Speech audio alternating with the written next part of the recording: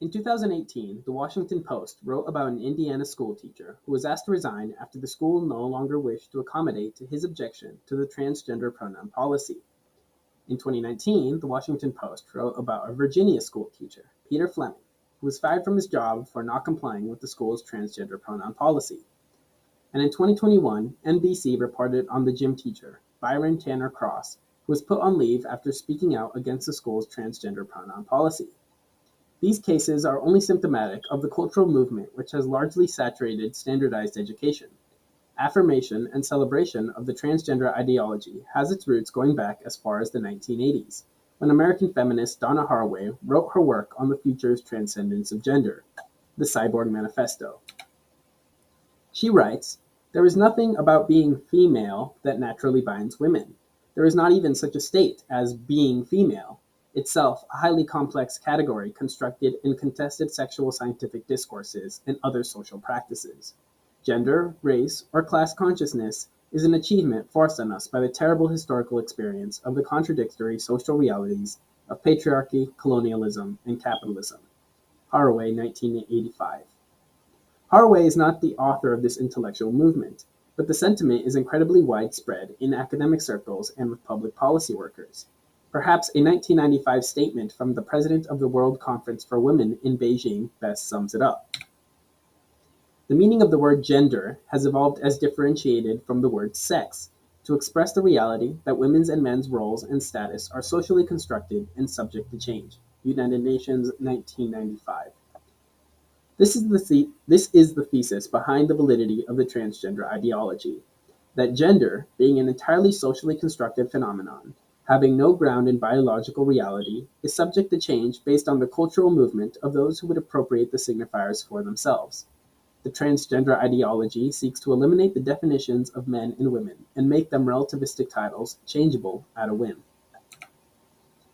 As educators, it is our responsibility to work against the implementation of transgender affirming policies in our schools because the social constructivist model for gender has been shown to be false, and the cost of implementing such policies far outweighs the benefits.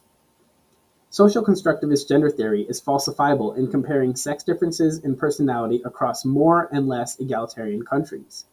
If gender is a social construct, then changing the social context should strongly correlate in changes in sex differences in personality. The relevant psychological research finds that in more egalitarian countries, sex differences in personality are more pronounced than in less egalitarian countries. Access to drastic gender treatments is becoming increasingly available to younger people. Youth diagnosed with clinical gender dysphoria have shocking rates of change in feelings of gender dysphoria over time. Transgender individuals have incredibly high rates of suicide and mental illness. One key finding consistent in research done on the interests of individuals is that differences between genders persist across variations in social circumstances. In one report titled "Culture Consumption in Sweden, the Stability of Gender Differences," Bihagen writes, "The findings indicate that gender differences in culture consumption are considerable and that they are stable independently of the effect of education, occupational class position, age, family status, urban status, and income." Bihagen, 2000. Notably, the research was done in Sweden, which has never been ranked lower than 5th in the world in gender equality ever since the World Economic Forum started ranking the countries back in 2006. Okay, but what about in comparison to other countries? A 2019 Swedish study published in the International Journal of Psychology, which took sample sizes of over 1,000 people in each of 22 different countries, found that there was a strong correlation between sex differences in personality and a country's score on the Gender Equality Index. Matt Giola and Kajonius write, "Confirming past research, there was a strong correlation between a country's sex differences in personality and their Gender Equality Index.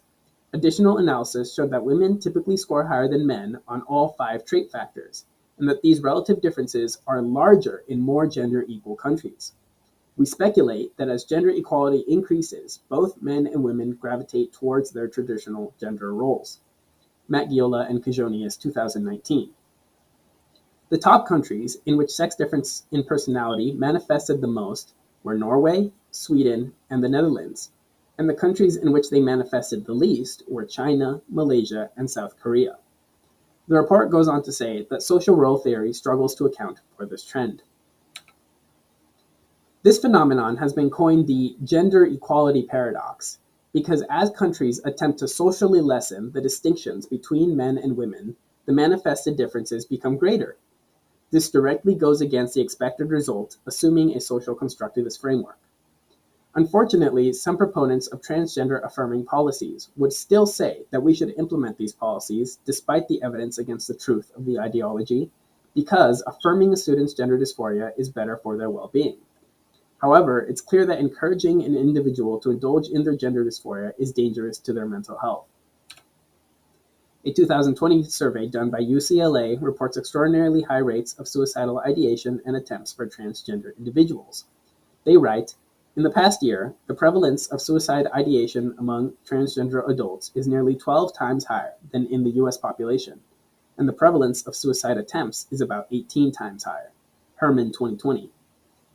This is a sad but unsurprising finding. A response to this fact has been the availability of sex reassignment surgeries as a way to reduce gender dysphoria. While there are studies that show correlations between sex reassignment surgeries and short-term satisfaction and reduction in gender dysphoria, few studies have been conducted on the long-term outcomes of these individuals. A 2011 study titled Long-Term Follow-up of Transsexual Persons Undergoing Sex Reassignment Surgery, Cohort Study in Sweden, writes, "The cause-specific mortality from suicide was much higher in sex reassigned persons compared to matched controls. Male to females had significantly increased risks for suicide attempts compared to both female and male controls. By contrast, female to males had significantly increased risk of suicide attempts only compared to male controls, but not compared to female controls. This suggests that male to females are at higher risk for suicide attempts after sex reassignment, whereas female to males maintain a female pattern of suicide attempts after sex reassignment." Dejin, 2011. The study found that transsexual identifying individuals were almost 8 times more likely to attempt suicide than the general population, and 19 times more likely to die from it. All right, the transgender policy advocate might say, 8 times the suicide rate is better than 18 times the rate. So we should make sex reassignment surgery more available to children, right? While it's true that 8 times the rate is better than 18 times the rate, 1 times the rate is better than 8 times the rate. Studies show incredibly high rates of change in feelings of gender dysphoria for non-trans individuals who are clinically diagnosed with gender dysphoria in their youth. A 2021 psychiatry report from the University of Toronto did a study on boys who met the threshold for a clinical diagnosis of gender dysphoria. The study was conducted on 139 boys at the mean age of 7 and was followed up on at around age 20. The study found that only 12% of the boys were classified as persisters and 88% were classified as desisters, which meant they no longer reported to have feelings of gender dysphoria by the age of 20. Sadly, age 20 might have been too late for many of these youngsters if they had lived in Oregon. According to the Oregon Health Plan, a 15-year-old can have gender reassignment surgery fully funded by the state without their parents' permission. A 14-year-old can have access to hormone therapy replacement without parental consent, the kind of medication which is well documented to have permanent effects.